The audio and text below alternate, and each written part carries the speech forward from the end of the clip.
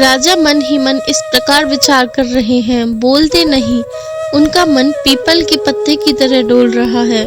श्री रघुनाथ जी ने पिता को प्रेम के वश जानकर और यह अनुमान करके कि माता फिर कुछ कहेंगी, देश काल और अवसर के अनुकूल विचार कर विनीत वचन कहे, हे तात, मैं कुछ कहता हूँ, यह डिढ़ाई करता हूँ।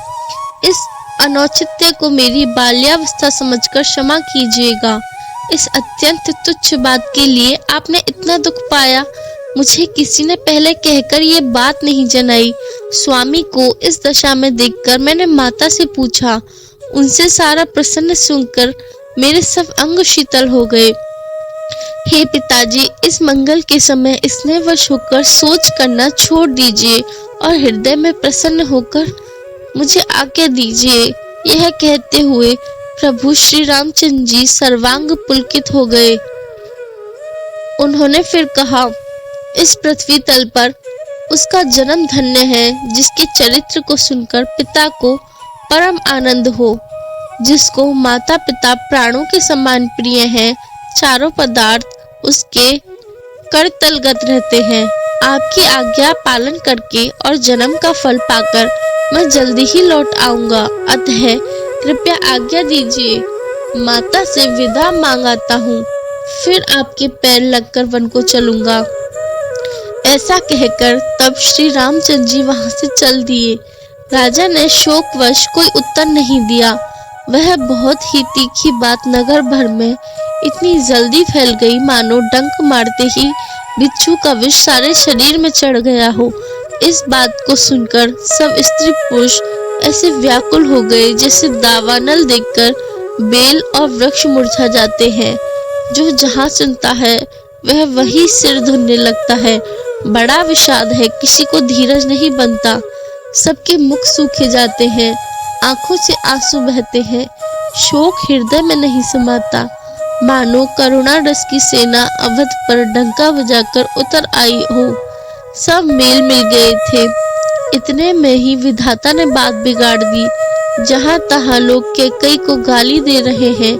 इस पापिन को क्या सूझ पड़ा जो इसने छाए घर पर आग लगा रख दी।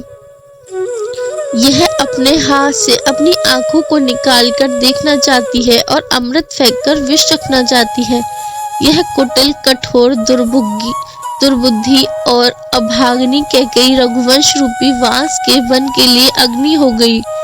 पत्ते पर बैठकर इसने पेड़ को काट डाला। सुख में शोक का ठाट ठट कर रख दिया।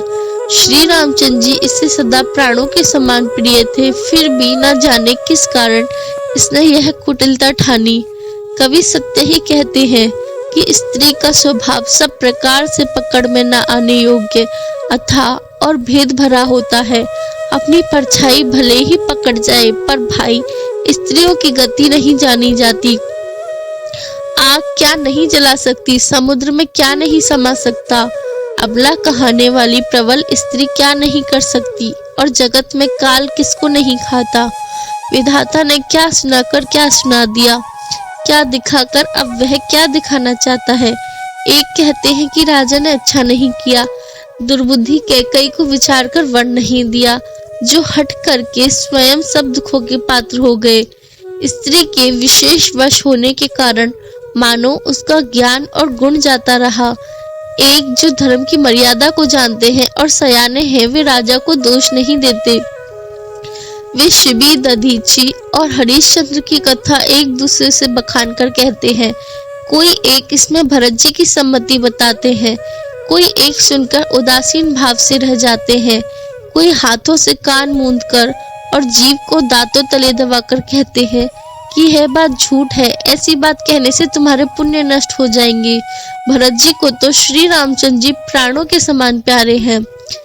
चंद्रमा चाहे आग की चिंगारियां बरसाने लगे और अमृत चाहे विष के समान हो जाए, परंतु भरत जी स्वप्न में भी कभी श्री रामचंद्र जी के विरुद्ध कुछ नहीं करेंगे।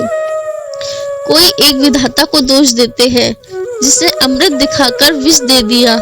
नगर भर में खलबली मच गई, सब किसी को सोच हो गया, हृदय में दुसह जलन हो गई, आनंद उत्साह मिट गया।